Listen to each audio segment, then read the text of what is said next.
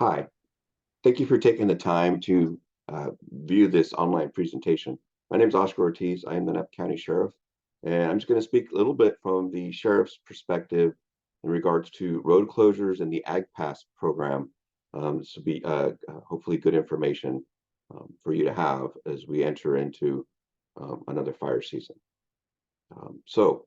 What is the Ag Pass program? The Ag Pass program is actually run by the Ag Commissioner, and they pre-approve them. So historically, as many of you know, when a fire breaks out, agricultural producers reach out to the Ag Commissioner's office to get a pass to able to access evacuated areas. And sometimes that creates a backlog and a waiting period, waiting for your pass to be approved because so many people are applying for a pass at the same time.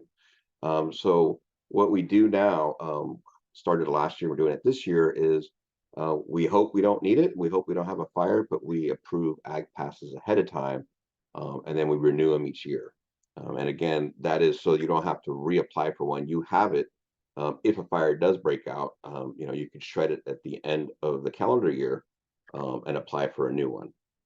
So they are pre-approved. You don't have to reapply for another one. They're good for the calendar year. And keep in mind they're for ag purposes only, for commercial ag activity. That doesn't mean you get to go past a road closure. It's important for our applicants and our ag producers to know you still have to stop at every road closure and check in and show your ag pass and let them know that you have one so they can inspect it and get you through. It's also important to know it's not a guarantee you're going to get through.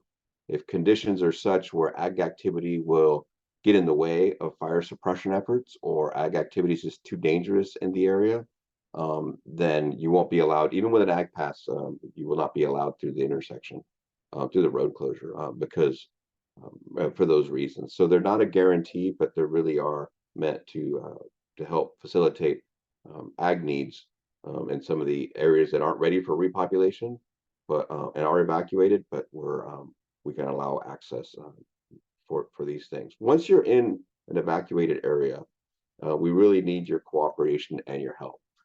We ask you as you approach a road closure to have your documents ready and to be very patient. We really want to ask all of our producers and ag activity folks to both carpool, so we minimize how many cars are going into an evacuated area, and caravan. In other words, if there's 3 carloads of employees going in to do ag activity, if they can fit into, if they can caravan all 3 cars come at the same time, then the foreman of the group, the leader of that work crew, can check in with the deputy sheriff at the intersection and then bring all cars through. So caravanning is encouraged as well as carpooling. And of course, you're going into an area that hasn't been repopulated for the general population. So it is still an evacuated zone. That means there's going to be hazards. So we ask that people drive safely, cautiously, and slowly, especially around curves, blind spots, because it's very possible that you'll find something like an example in this photograph: power lines, trees, power poles, and you have to travel at a speed where you can respond to that, because again, those areas are evacuated and they're not intended for travel yet. So you're going into those areas. We give the same instructions as you may know, as we bring law enforcement in these evacuated areas to prevent looting or theft. We give them the exact same instructions because the roads aren't cleared yet necessarily. So just because you go through a piece of roadway and it's clear, when you come back out, it could not be clear. In the time it took you to turn around, do your activity, and come back on the same roadway, another tree could have fallen, because sometimes trees are still burning from the inside, as well as poles. So again, always be cautious. This is also, again, helpful if you caravan, so that you're going as a team of cars, not one car at a time, minutes apart. You may come across power lines. Treat all power lines as if they're energized, as if they have electricity. Again, watch for debris. And also, there's still firefighting, fire suppression activity going on in those evacuated areas. So watch for dozers, watch for work crews, firefighting equipment. trucks in the roadway, things of that nature, these obstructions, so that everybody can be safe. The most important thing that we communicate to folks is those areas are evacuated. So we want you to know that you really are on your own. We are at the road closure when a deputy lets you through after inspecting your documents. There is no accountability for who came in and who came out. That is up to you as the workforce leader to know who you're bringing in with you and make sure everybody gets out.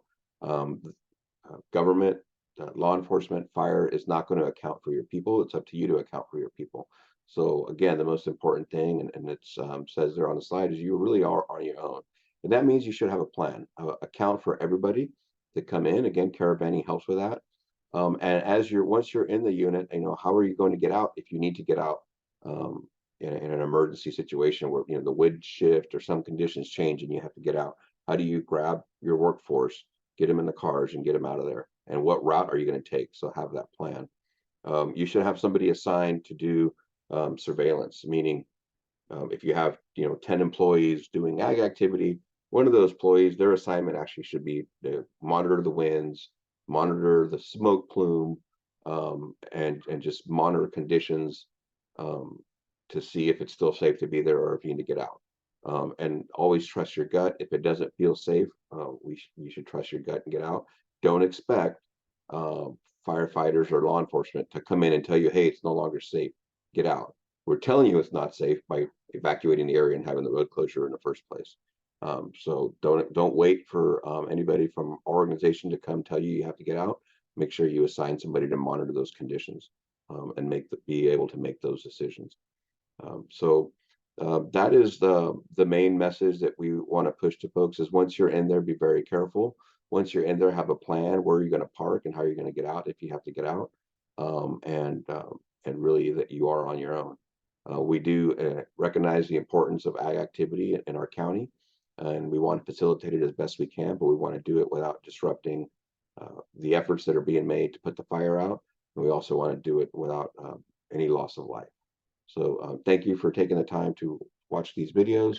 And again, we hope you get your ag pass, and we hope you won't need it. Thank you. And cut.